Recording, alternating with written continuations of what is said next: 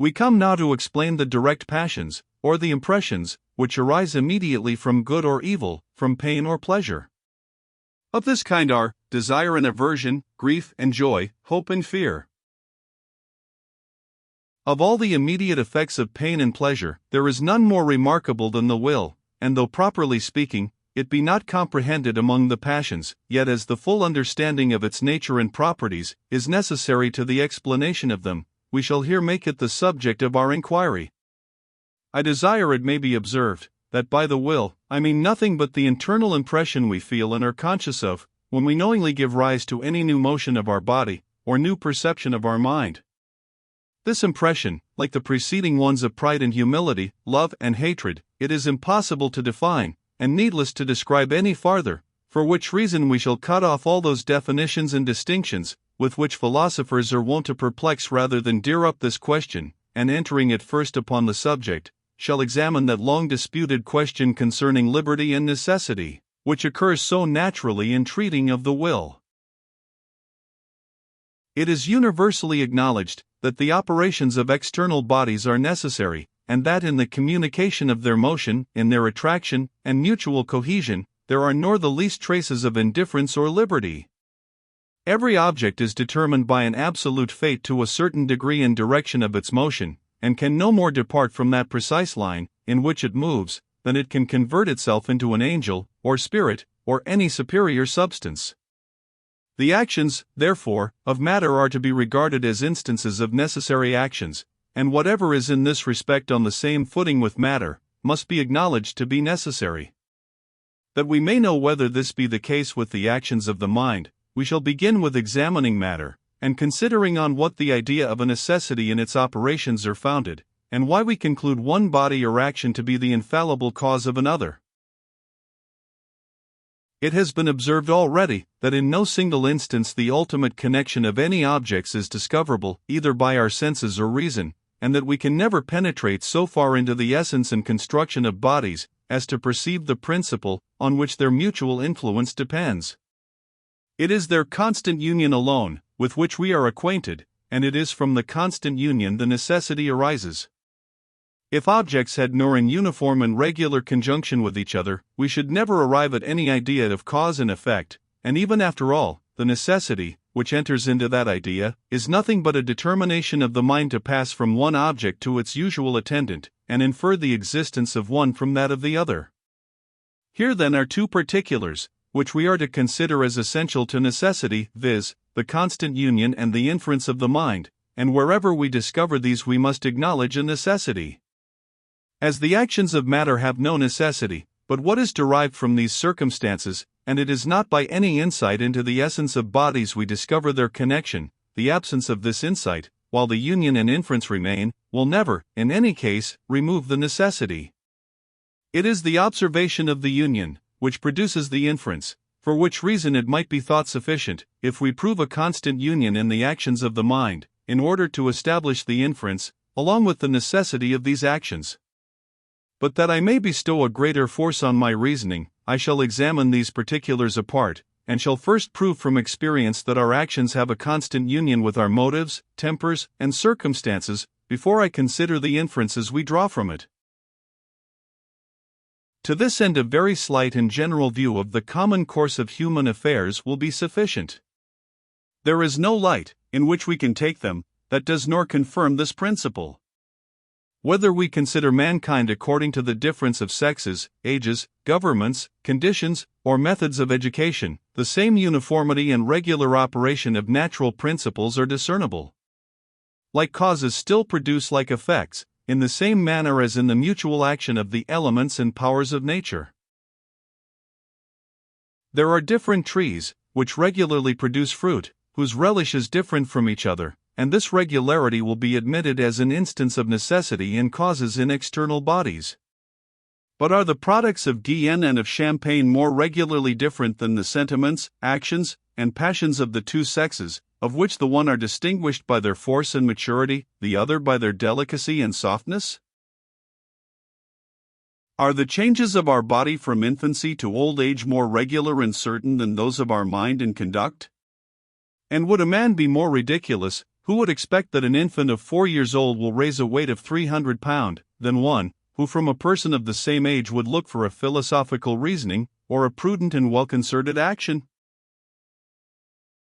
We must certainly allow that the cohesion of the parts of matter arises from natural and necessary principles, whatever difficulty we may find in explaining them, and for a reason we must allow that human society is founded on like principles, and our reason in the latter case is better than even that in the former, because we not only observe that men always seek society, but can also explain the principles on which this universal propensity is founded. For is it more certain that two flat pieces of marble will unite together than that two young savages of different sexes will copulate? Do the children arise from this copulation more uniformly than does the parents' care for their safety and preservation? And after they have arrived at years of discretion by the care of their parents, are the inconveniencies attending their separation more certain than their foresight of these inconveniencies and their care of avoiding them by a close union and confederacy? The skin, pores, muscles, and nerves of a day laborer are different from those of a man of quality, so are his sentiments, actions, and manners. The different stations of life influence the whole fabric, external and internal, and different stations arise necessarily, because uniformly, from the necessary and uniform principles of human nature. Men cannot live without society, and cannot be associated without government. Government makes a distinction of property, and establishes the different ranks of men. This produces industry, traffic, manufactures, lawsuits, war, leagues, alliances, voyages, travels, cities, fleets, ports, and all those other actions and objects which cause such a diversity, and at the same time maintain such an uniformity in human life. Should a traveler, returning from a far country, tell us that he had seen a climate in the 50th degree of northern latitude, where all the fruits ripen and come to perfection in the winter, and decay in the summer, after the same manner as in England they are produced and decay in the contrary seasons, he would find few so credulous as to believe him. I am apt to think a traveller would meet with as little credit, who should inform us of people exactly of the same character with those in Plato's Republic on the one hand, or those in Hobbes's Leviathan on the other. There is a general course of nature in human actions, as well as in the operations of the sun and the climate. There are also characters peculiar to different nations and particular persons, as well as common to mankind. The knowledge of these characters is founded on the observation of an uniformity in the actions that flow from them, and this uniformity forms the very essence of necessity.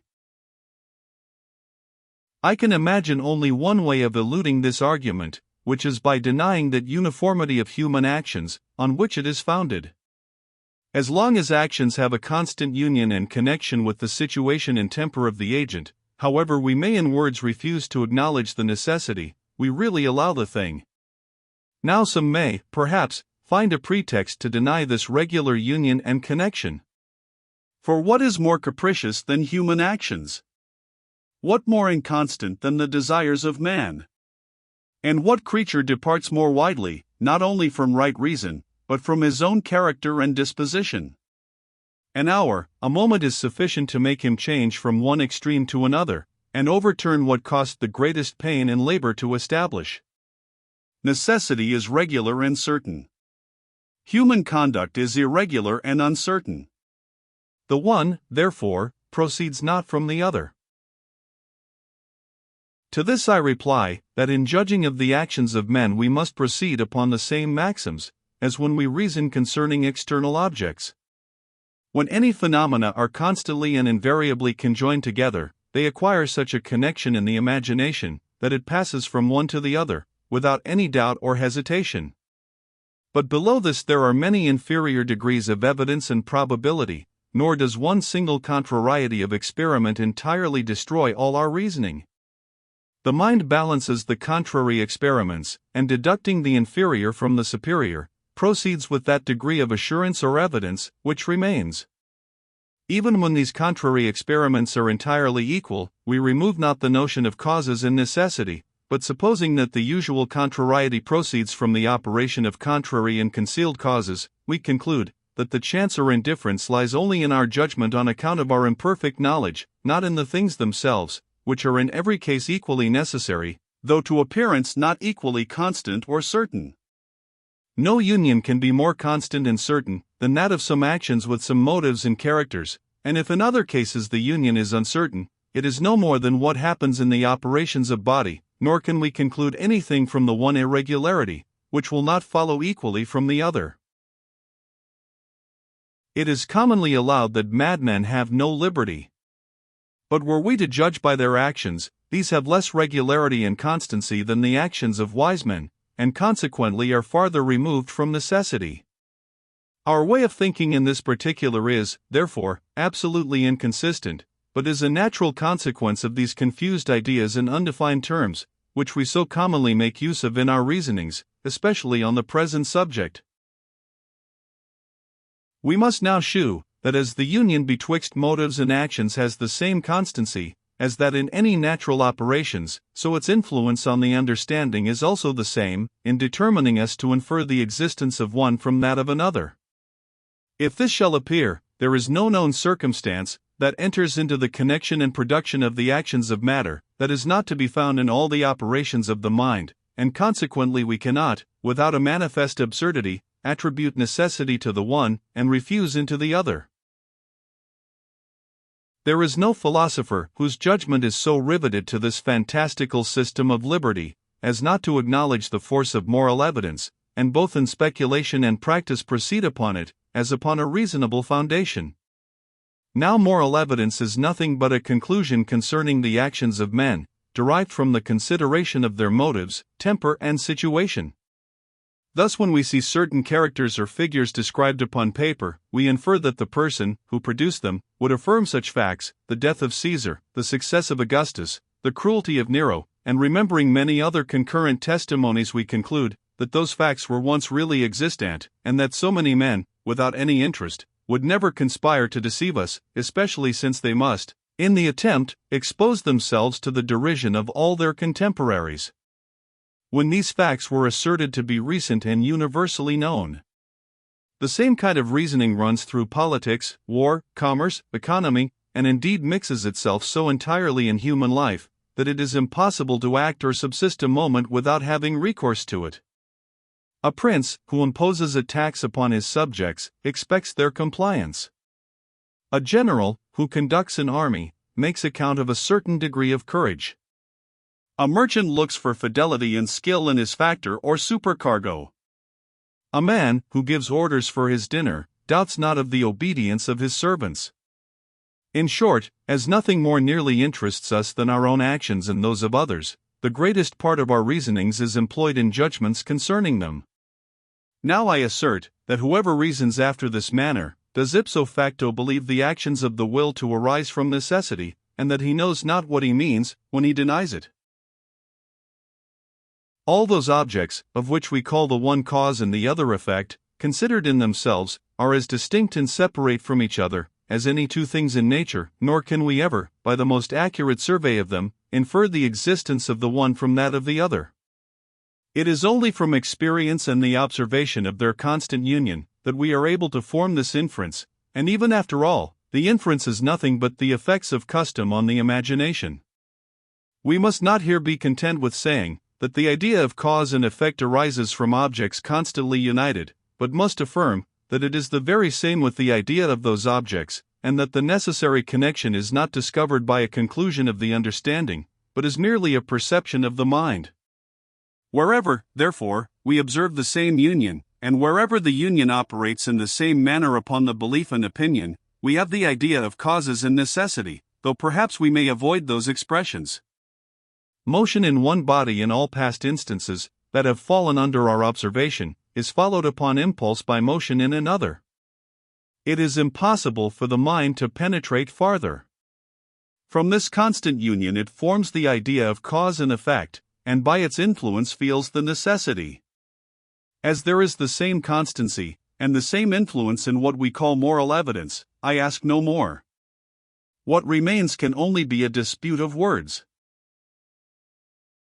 And indeed, when we consider how aptly natural and moral evidence cement together, and form only one chain of argument betwixt them, we shall make no scruple to allow that they are of the same nature, and derived from the same principles. A prisoner, who has neither money nor interest, discovers the impossibility of his escape, as well from the obstinacy of the gaoler, as from the walls and bars with which he is surrounded, and in all attempts for his freedom chooses rather to work upon the stone and iron of the one, than upon the inflexible nature of the other. The same prisoner, when conducted to the scaffold, foresees his death as certainly from the constancy and fidelity of his guards as from the operation of the axe or wheel. His mind runs along a certain train of ideas: the refusal of the soldiers to consent to his escape, the action of the executioner, the separation of the head and body, bleeding, convulsive motions, and death. Here is a connected chain of natural causes and voluntary actions, but the mind feels no difference betwixt them in passing from one link to another, nor is less certain of the future event than if it were connected with the present impressions of the memory and senses by a train of causes cemented together by what we are pleased to call a physical necessity. The same experienced union has the same effect on the mind, whether the united objects be motives, volitions and actions, or figure in motion. We may change the names of things, but their nature and their operation on the understanding never change. I dare be positive no one will ever endeavor to refute these reasonings otherwise than by altering my definitions, and assigning a different meaning to the terms of cause, and effect, and necessity, and liberty, and chance. According to my definitions, necessity makes an essential part of causation, and consequently liberty, by removing necessity, removes also causes, and is the very same thing with chance. As chance is commonly thought to imply a contradiction, and is at least directly contrary to experience, there are always the same arguments against liberty or free will. If anyone alters the definitions, I cannot pretend to argue with him, until I know the meaning he assigns to these terms.